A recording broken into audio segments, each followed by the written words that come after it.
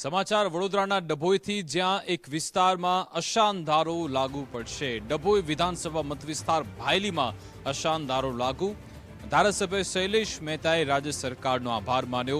ભાયલી TP 3 અને 4 માં અશાનધારા માટે રજૂઆત થઈ હતી। ધારાસભ્ય શૈલેષ મહેતાએ મુખ્યમંત્રીને પત્ર લખ્યો હતો।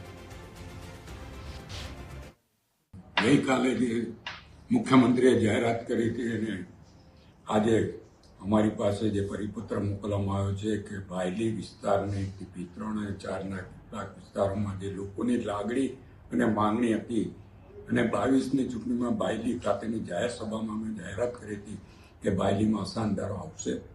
આજે સરકારે અશાનધારાને મંજૂરી આપી છે, ત્યારે હું આપના મારફત ભારતીય જનતા પક્ષની ગુજરાત સરકાર અને ખાસ કરીને માનનીય મુખ્યમંત્રી ભૂપેન્દ્ર પટેલ અને નાયબ મુખ્યમંત્રી હર્ષ સંઘવીનો દિલથી આભાર માનું છું।